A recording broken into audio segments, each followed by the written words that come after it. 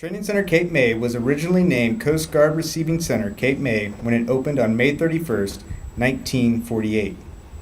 In 1982, Training Center Cape May became the service's only recruit training center.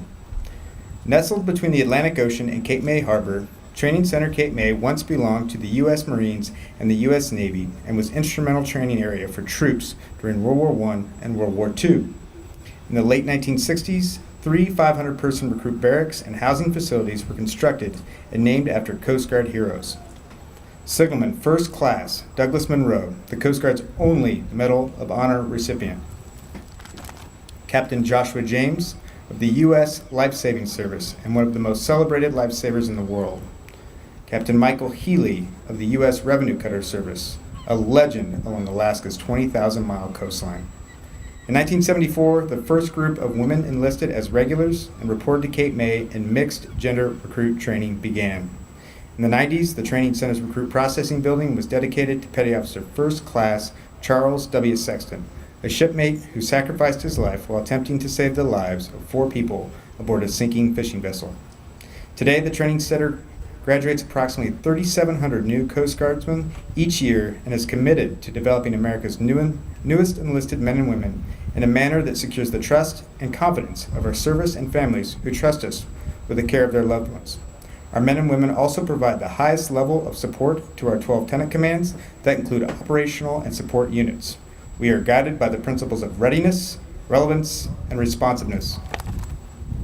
Each Coast Guardsman understands the importance of our organization and has recited our Coast Guard ethos on a daily basis. The Coast Guard ethos was derived from the Coast Guard's capstone doctrine, Pub 1, and commits our newest members to the Coast Guard's character, culture, and core values of honor, respect, and devotion to duty. The Coast Guard ethos provides the framework to develop a morally, mentally, and physically fit, more capable apprentice, ready to meet the mission execution requirements of an ever-changing Coast Guard. Tonight, the Battalion of Recruits and the battalion staff proudly continue the Seagoing Service's tradition of lowering the national colors at sunset, which will be signaled by a cannon blast that will be shot from the south end of the parade field, the lowering of Old Glory and the playing of our national anthem. It is my pleasure to introduce the commanding officer, Captain Owen Gibbons, who will offer his remarks.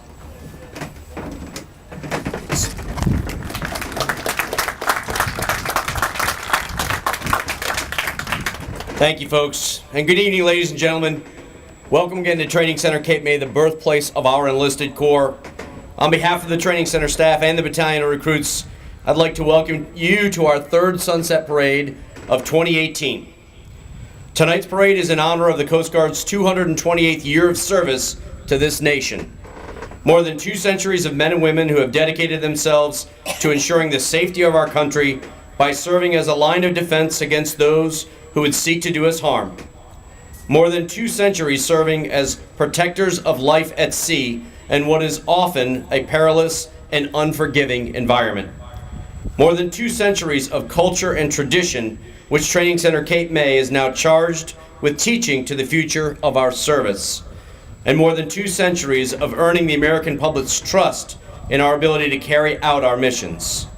We are extremely pleased that you have joined us tonight to wish a happy birthday to our Coast Guard, and we look forward to another 2 centuries of ready, relevant, and responsive service to our nation.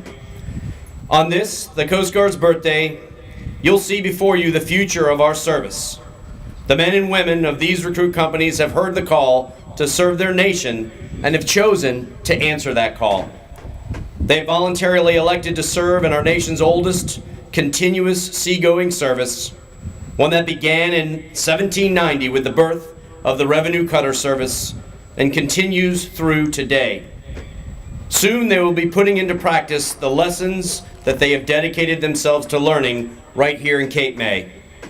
Make no mistake, we have trained them, we have prepared them, and I assure you they will not depart until they are in all respects ready.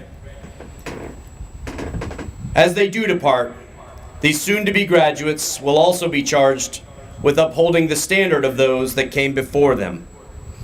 In words borrowed from the creed of the U.S. Coast Guardsmen, they must be ready to sell life dearly to an enemy of our country, yet freely give it to rescue those in peril. So it's fitting tonight that as we look toward our future, we also pause to revere our past.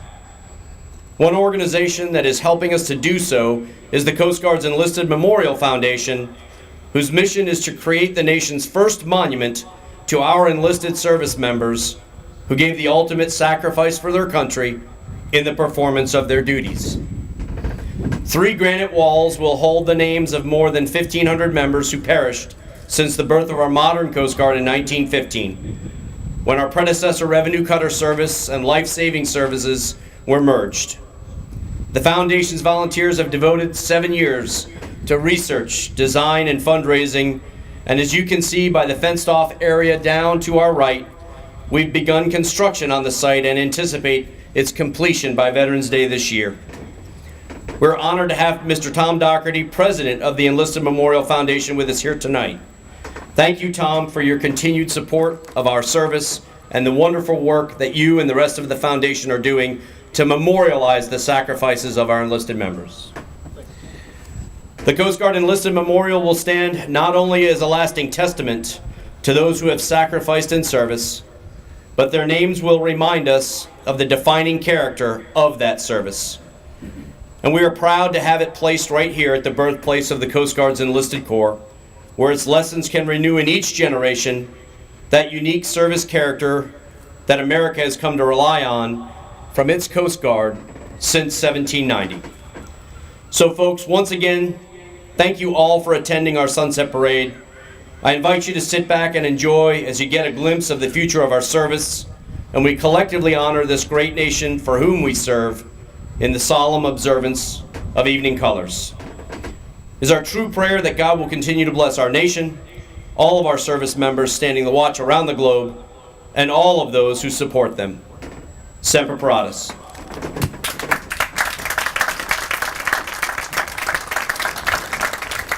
And sound off.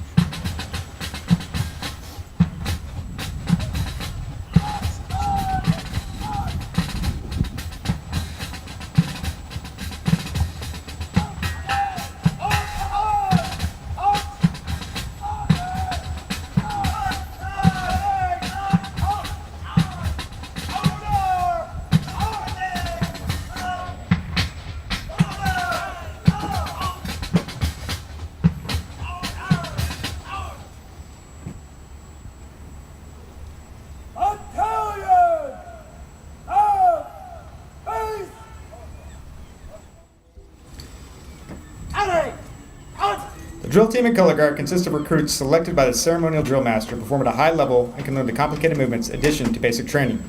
The drill team carries demilitarized 1903 rifles and executes all movements without verbal command. So please hold your applause until the end of the routine. The drill team and color guard are trained and supervised by Petty Officer Allen.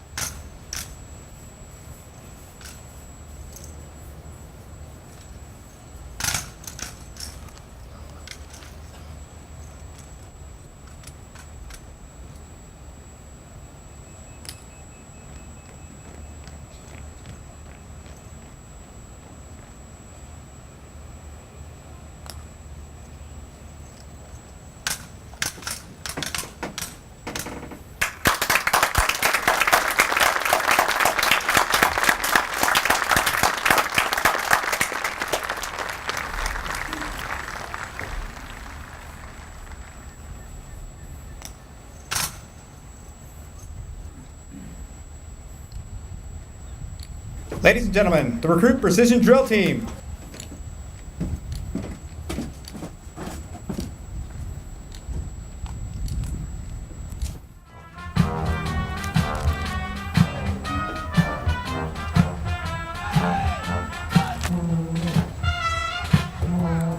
Inspection of the battalion this evening is being conducted by Captain Owen Gibbons, Commanding Officer, Training Center, Cape May. He is accompanied by Tom Doherty of the Coast Guard Enlisted Memorial Foundation.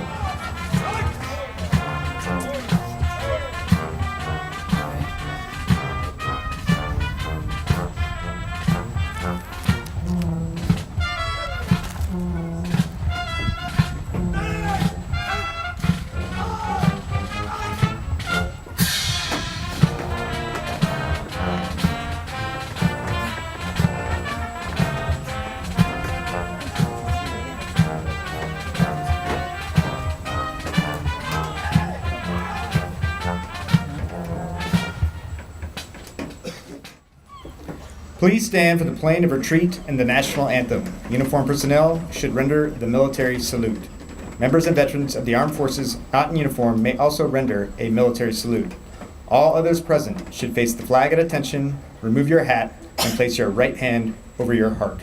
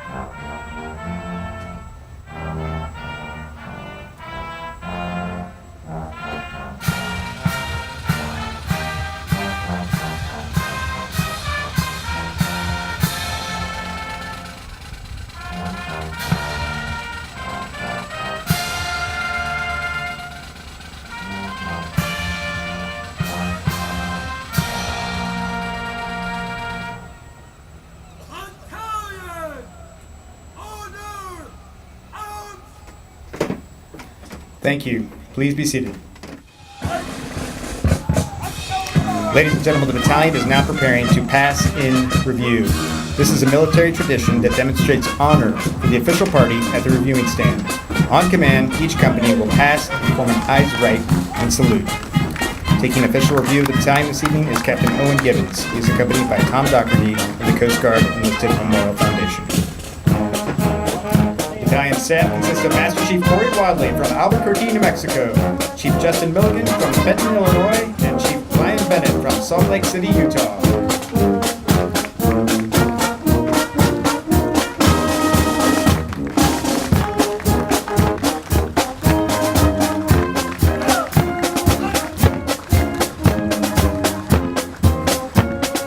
The band is led by Petty Officer Edward Burke from Groton, Connecticut.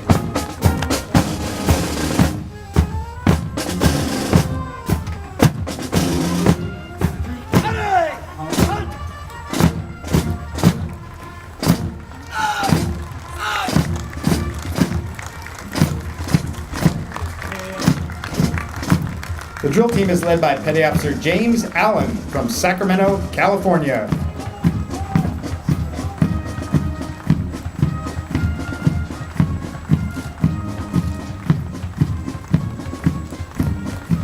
Key Kilo Company is in their second week of training. Their lead company commander is Petty Officer Miguel Rusto from San Juan, Puerto Rico. His assistants are Chief Taylor, Petty Officer Tolliver, and Petty Officer Greenwell. Please rise for the passing of colors. And salute.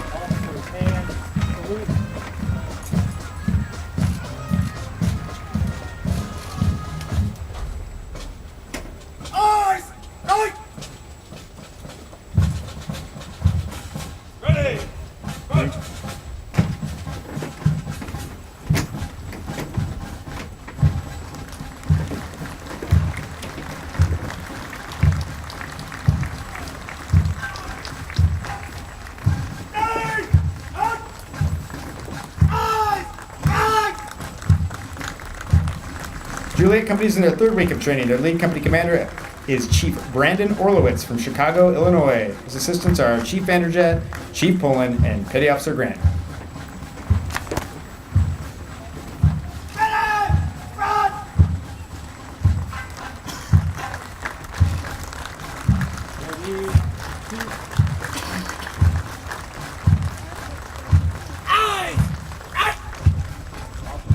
India Company is in their fourth week of training. Their lead company commander is Chief Michael Lynch from Tampa, Florida. His assistants are Chief Vetter, Petty Officer Fortenberry, and Petty Officer Versalone.